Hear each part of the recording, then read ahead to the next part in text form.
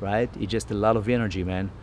So what I teach, what I like to do, I basically saying to myself, I'm gonna work out for 20 minutes. Listen, if you cannot work for 20 minutes, you bullshitting yourself. Everybody, everybody's got 20 minutes. Now you may say, hey, what is 20 minutes? So you tell yourself a story now that 20 minutes is nothing. Go for 20 minutes, go for the gym. So like my thing is I work out for 20 to 60 minutes once or twice a day, right? So like right now we went to the gym, we got a pretty nice workout for 20 minutes. Okay, I'm already feeling much better about myself. So everybody that I study, most successful people, business people, actors, musicians, it's very rare to see someone that doesn't work out. Something. Even if they say they're not working out, you're gonna find they do some activities that keep them in shape, that keep them energized, that keep them motivated. It's always something, right? So in my life, I know that if I'm not working out, the funniest thing is that when you work out, you feel much more energized. When you do not work out, you're always tired. You always I always complain. If I'm not working out, I always complain that I'm tired. I'm looking for, for a cup of coffee in 10 a.m. Like right now, I didn't even have coffee yet. Why? Because I went to the gym. I energize myself instead of pumping myself up with a drug or something like that, right? So maybe I'll talk a little bit about my personal story, right? So I show you guys. So you guys saw today my kid, my son, is 11-year-old, right? And it's very important for me to. It's very important for you to realize that the most important thing for your success, for your accomplishment, is the people in your own life, right? The people that you have relationship with, your daily activity, and how you feel about what you do, about your work, about your relationship, about yourself, right? So it all comes down to how you feel with your own body, how you feel with your spouse, how do you feel with your in your work environment, with the people you're working with. Do you get the respect you want to get, right? A lot of people, they have an imaginary lifestyle because they have a different idea of what success really means. So success for me, it's having the lifestyle, having the daily lifestyle, and doing what I like to do on a day-to-day basis. It's not about how much money I got, or yes, for some people, money and security. Don't get me wrong. You want to go after the feelings, not the things necessarily, but the feelings. If that Ferrari is going to bring you the feeling of accomplishment, go get the Ferrari. Okay, if living in that mansion is going to get you that feeling of being successful, go get that mansion. Okay, but if you realize what feelings you're going after, you most of the time will discover that you can get those feelings from doing something else. For example, I always, as Tony Robbins teach, right? If you want to feel loved, you give love, right? When I give love to my son, I feel loved right away because it's something that we create in ourselves. So we can create that feelings from supposedly having the things we want, but instead of connecting those things for things like cars, houses, watches, we can create those feelings, but by experience real life. And it always comes down to the people around you, to what you do every day, how you feel in your own body. Because listen, if you're not feeling good about your body, about yourself, about your work, you can have $2 billion, man. You're not gonna feel good. So if you don't feel good, the money is not really important, right? Don't look for the quickies. Look for something you can create. And usually the hard work, when we say hard work, that's what's the meaning of hard work. The meaning of hard work is to taking action to create a feeling within yourself. I went to the gym, I create a feeling of positiveness, confidence, energy, just by going to the gym. It was not maybe easy for that time in the gym, but after the gym, boom, you got what you wanted. So, in 2007, going back to my son, when I met my, because right now I'm showing you that beautiful facility I'm in, and I'm talking about motivation, I'm talking about success. But I always say that the most important thing, that you don't want to forget where you're coming from, because in life you sometimes you get to a level. Sometimes I see people that they don't really have anything going for them, but they got such a big ego. An ego can kill you. Why? Because sometimes you get a little bit success and you forget where you're coming from, right? You always want to be respectful. You always need to remember where you're coming from and what you did to get to that point. And you're feeling much better about yourself when you're building those things day after day, right? Taking those actions, creating the plans, creating your dream life, visualize where you want to be, right? So back in 2006, I met my son Liam's mother. And I was 20, 25, 26 years old at the time. And I had big goals, right? I had big goals, but I didn't really work out. I smoked three packs a day at that time. Thank God I stopped smoking, by the way. But at that time, I smoked like 2-3 packs a day. By 11 or 12 p.m., I already smoked like a pack a day of cigarettes, right? So I was working for a few years before, thankfully stopped. But so that was my day. My day was, waking up without any major goals in mind. A few years back, I used to own stands in Venice Beach. I used to sell on the boardwalk, all kind of gifts and shops. I used to have a gift shop for toys and different shops, different toys that I used to sell on the boardwalk. It was funny. I used to create like a huge attraction on the beach, like right on Venice Beach on the boardwalk. It was pretty crazy. So I did it for 5 years. I used to sell what I call breakdancing trucks, breakdancing toys. But I want to share with you my personal story. And my personal story, for a lot of people, a lot of people know me, but they don't really know my personal story, right? So, yes, people know I'm from Israel originally. I've been here for almost 20 years. But in 2006 and 2007, when I was 26, I had a major, a major change in my life. So I met Liam's mother back in the day, and she was also just, came from Israel. She's Ethiopian. That's why my kid is mixed. So his mother is Ethiopian. She's Jewish from Israel, but she's Ethiopian. So we met in LA through a mutual friend, and we kind of dated for a couple of months, back and forth. I was crazy at the time. I was like completely crazy. So I remember I got her fired by threatening her boss that I'm gonna kill him if he's not gonna fire her. So just off the record, okay, between you and me, okay. So I got her fired so she can come live with me. I was crazy about her at the time, right? I guess it was meant to happen, right? So we moved in, and after a couple of months, my brother at the time, my real brother at the time, Abraham, right? We got Jewish name, right? We're Jewish, right? So I'm Moses, my brother is Abraham. The entire family's got the Jewish religion names, right? So my brother used to live in New York. He was in New York for like 20 years, right? So, one day I talked to Liam's mother, and we decided that we're gonna go to New York, right? We're thinking, I stopped work at the beach at the time. I didn't want to sell toys anymore on the boardwalk.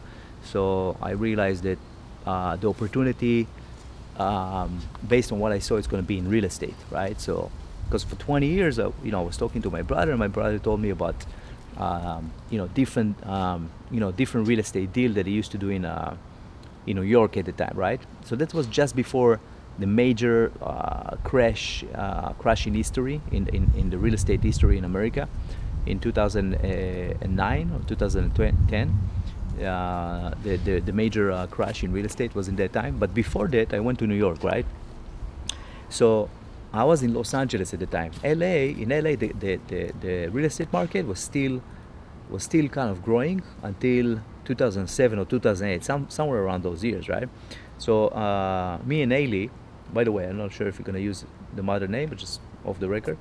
But me and Ailey, Liam's mother, we decided to go to New York. So we packed all our stuff. I at that time we used to live in Marina del Rey. In a studio was like right on the ocean, but it was like right on in the marina where all the yachts parked and everything was really beautiful. just across from the Cheesecake Factory. Today the building already went down, so, and they built a new facility. So we left in that studio. We packed everything we got. I had a Toyota Zhiyun at that time. It was the brand new Zhiyun from Toyota. So we packed everything in the car and we just went and drove to New York by driving for like 6 days and 5 nights. We drive, like 12, 14-hour days, and it was crazy, man. It's like one of the craziest experiences I had. Like drive from LA to all the way to New York. On the way we did, like, the GPS stopped working. We were like kind of in the middle of nowhere, but somehow we managed to arrive in New York, right? So I arrived in New York in 2007. I was 27 basically, and no, it was 26. It was 2006, and after 6 months of trying to work in New York. I mean, in New York, the economy started a major decline. It became the biggest recession in history of the real estate history in America. So it started, the decline started from 2006. That's when we also discovered that Daly was pregnant with Liam.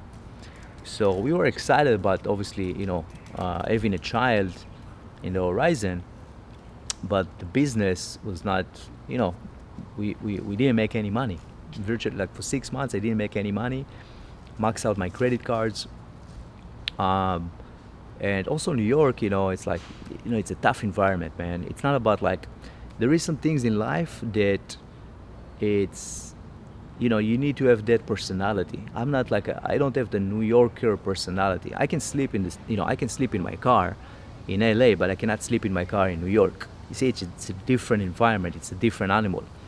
So if you didn't grow up in New York, most chances, if you not adapt to the, it's a different environment. So it's not my kind of environment. So we decided to go back to LA. Unfortunately, at the time I was thinking it was unfortunately, but everything's, it's like I always say, life always happens for you, not to you. Because a lot of people, they look at the things that happens for them, and they focus on the negativity, on the negative side. But I always say that, I always think for myself that from every situation that can seemingly look like it's something negative, I always try to find something positive in each situation. So that's just a belief that I don't know if it's true or not, but it's just a belief that I adapt in my psychology to say, okay, if I have that situation, it might look like it's a really negative situation. What kind of positive can come from those situations? Most of the time, if you really look for something positive in your life, you would discover that most of the most challenges time you had always brought something, a different change with it. It's impossible that even if you're not doing much, if you're not going to do that much, the time will change. Times will get, unless you keep on focusing on the negative things in your life. If you focus on the negative stuff in your life, you're going to get more out of it, right? So the reason I'm here today with you guys doing that vlog is just because I changed my psychology at that time. You see, I didn't started with unbelievable psychology. I didn't started at the top, right? I had to build myself up, right? But, like we said, it's the bullshit story you tell yourself why you cannot be successful, why you cannot go to the gym, why you cannot be, why you cannot make it in your business, in your industry, or you may complain about, like, being stuck in a job you don't like. It's not easy, I understand it, but if you focus on the possibility versus the negative stuff, supposedly, because, again, it all depends what we're comparing with. Most people in America today, they have a pretty good lifestyle, even if they don't know that. Because if you live in the hood, in a rough neighborhood, you still have a home, you still have a place to stay. If you're comparing yourself with some other nations in the planet, for you, like, let's say you want to go to the gym. For you, like, most of the time, for $20 you can get a nice gym membership.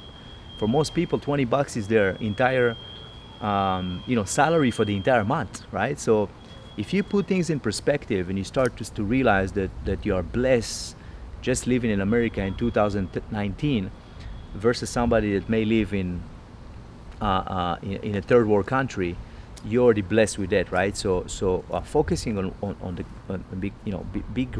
becoming grateful, focus on the things that you have versus the things you don't have, will bring you more out of it, right? So going back to my story, we went back to LA. We managed to sell everything we got in New York. We already knew that Ailey was pregnant. She was like, in that time she was like 2 months pregnant. Real estate in New York was crashing. Everybody went crazy. We, decided to go back to LA, right? So we went back to LA, and my credit at the time was really bad, man, because I maxed out my credit card. I got to like $100,000 credit card debts at that time. That was like 2010, 2011, and I went back to LA, and honestly, I didn't really know what I'm gonna do. I mean, we managed to lease a car, and I didn't want to get a regular job. I knew that if I'm gonna get a 9-to-5 job, that's the end of the story for me, basically. So we didn't have any choice, right? I mean, I could have go back to Israel, stay with my parents' house, but I said, fuck it, man. I'm going down with the ship. I'm not going back to Israel, man. And a lot of people don't know that about me. But that was the turning point in my life, where I said to myself, listen, I just like kept saying to myself, I'm going down with that ship, which means I might as well die than going back to Israel at that time, right? So that's was my psychology. That's what I decided. So can you imagine that? It's me and Liam's mother at the time, pregnant, and we say, okay, we don't have any money. We cannot rent an apartment. I don't want to get a job, right? She couldn't get a job. She was pregnant. So I had an idea. I'm going to go back to sell on Venice Beach, right? I do what I do best, sell. I mean, I had a talent in sales. That's true that most people don't have talent in sales, but I didn't maximize my talent. I just had, it was not even a, yeah, I mean, actually, yes, I had a talent. I have a talent in sales, but I didn't get to the top because I had a talent in sales. I had to develop that skill. I had to develop my skills, right? My psychology, my sales technique, my motivation, all those things I had to create, and it's almost like an implant in my brain, right? To implant those things in my mind, in my character, in my personality. I created that person, Moses Hershko. I created that person. I didn't grow up as being that person I am today. I had to create that person by going to seminars, by reading the books, by studying the most successful people in my business and on the entire planet. So the reason I'm sharing with you guys that story, because I want to inspire you that you can do the same. I'm not like a magical guy, like somebody you might heard about. A lot of people they think, oh, Tony Robbins, it's such a special guy. I cannot be like Tony Robbins. But listen, you don't have to be like Tony Robbins, man. Tony Robbins is an amazing human being. That's true. Or people like him. You want to be like yourself, and that's why this whole conversation is about. It's about creating. I mean, deciding what you want to accomplish in your own life. What kind of feelings you want to experience. Forget about the big journey right now. Focus on how can I feel good today? How can I feel good about what I do today? You don't like your job?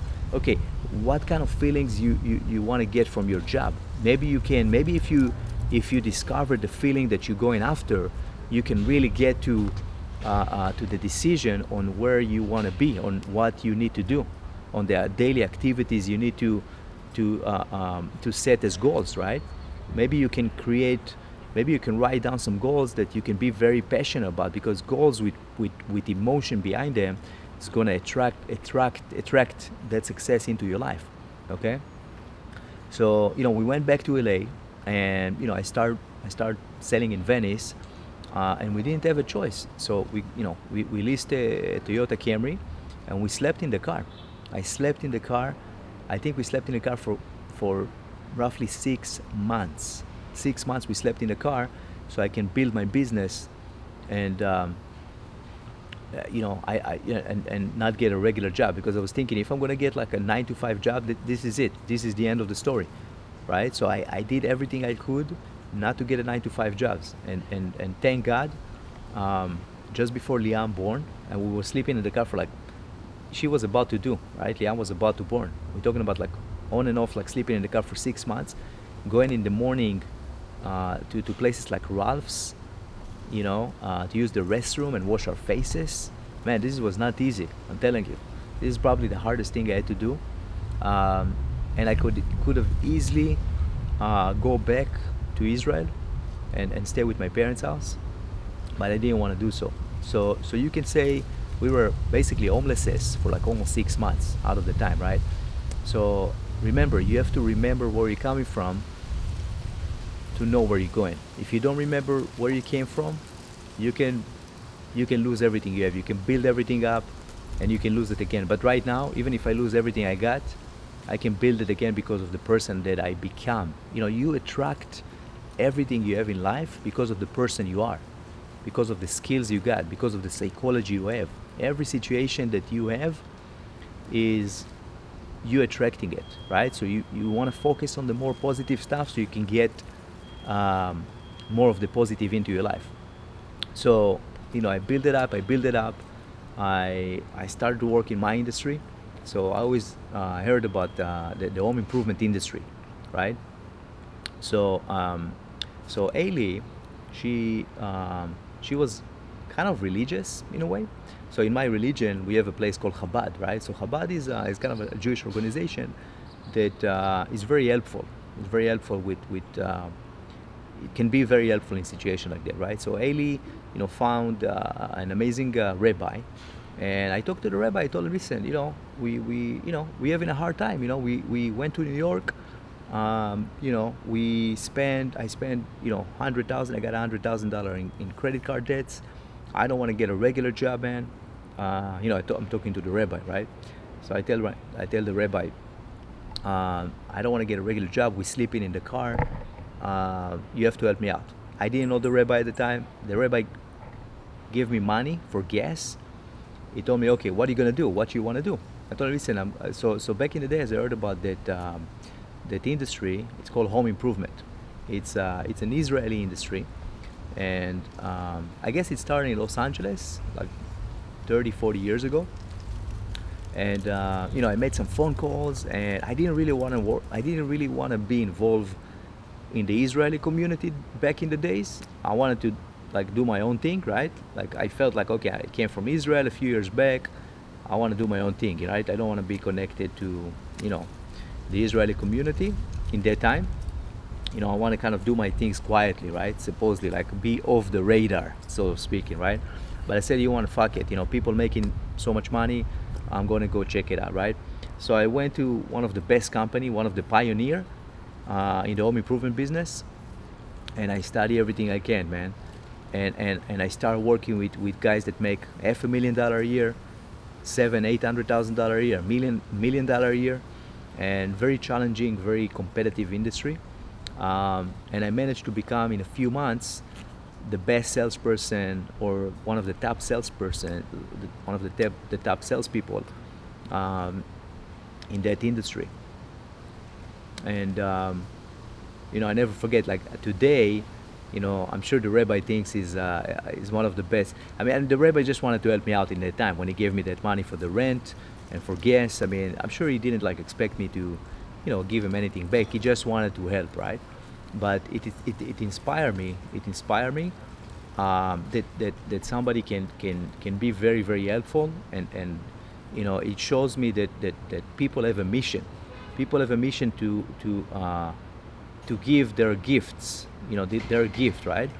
So the reason I'm telling you that story is because I want you to find your gift. What is the gift that you can give to the planet, to the world? What you can give to someone that's going to fulfill your mission, right? So my gift is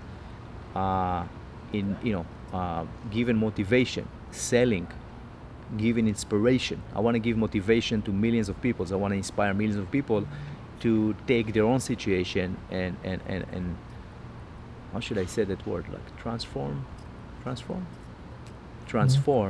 their situation seemingly from the negative to the positive. How you can take whatever you got in your own life, whatever going on in your own life, how you can put it aside or ask yourself what can be good in that situation.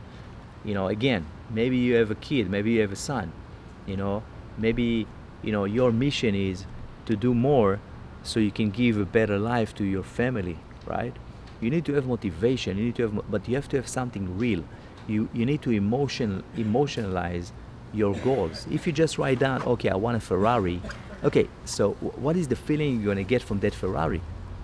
The point is what feelings you're getting from the things you want. First of all, you need to know what you want. Then you have to find out what kind of feelings you think you're gonna get from that thing. Maybe you want a yacht. Maybe you want a mansion. Maybe you want a Ferrari. Maybe you want a Lamborghini. What are you gonna get? What is the feelings? Discover the feeling that you wanna experience on a day-to-day basis. You wanna feel good? Eat good. Think positive. Go to the gym. It's not gonna be easy, but you're gonna create that positive feeling in you. After 20 minutes of working out, you release endorphins, serotonin, the drug of serotonin to your brain just from working out, doing aerobic exercise. So that's like drugs, man. You do it for six months, you get addicted, man. You work out for 6 months, you're never gonna stop. Your body needs it. You become addicted, become obsessed with success, become addicted to the things that makes you feel good, okay? And when you create everything in your own life, that's build confidence. The confidence you get from developing those skills, right? It's a muscle, man. Your brain, it's like a muscle. So you keep doing it like you're working out on your biceps. You're working out on your mind, listening to audio tapes while driving around, going to motivational seminars, right? Write your own book, man. Now, let me tell you another thing is, a lot of people, they want to be off the radar concept, right? They have a concept of like, listen, I just want to do my thing. I don't want to be in front of the camera. I don't want people to see me. Listen, today we're almost in 2020. If people don't know who you are or what you do, you're probably not going to get anywhere. You need to become an expert in your own space. You need to decide what you want. You need to become the best at what you do, and you need to be the expert in your field. Okay? And today, unfortunately, if you want to or not, people must know you. People must know what you do. The most successful people, that's another thing that I discover, that the most successful people, everybody knows what they do, right? I remember listening to this guy, he's got an audio tape, Josh Altman, very successful real estate agent, doing seminars, his own $1 Million Listing. I love that show, by the way. Amazing show, you should see it. $1 Million Listing on Bravo TV. It's coming back for the new season soon. That's a little commercial for you guys. But I listened to that guy, and he was saying that everybody knew he was a real estate agent. Josh Altman, right? The Altman brothers, right? So how did he get to that part in $1 Million Listing? He was that guy that tell everybody, I'm a real estate agent. If you have a house, if you're looking for a house, I'm going to find it for you. I'm a real estate agent. I'm a real estate agent. He kept telling everybody he met, everybody knew. He was obsessed, becoming successful. And also he was obsessed about everybody, because most people, how many people when they meet someone, they don't tell them what they do. I mean, isn't that crazy that somebody knows you and doesn't know what you do? I mean, that's, for me, it's crazy. So from today, if you just simply, everybody you meet, start network, right? I mean, today it's so easy, right? You got LinkedIn, you got Facebook, you got all those places you can network. And you get people to know you and what you do. Don't be a person. Be a business person. Be a brand. Stop being a person. Take your social media account and have your social media account as a brand. Yeah. Stop see yourself as a person. Start see yourself as a brand. Everything you do, every email you send, every text message, every communication you do on social media, start seeing yourself as a brand. Build your personal life, your business life around your business. Become obsessed with success.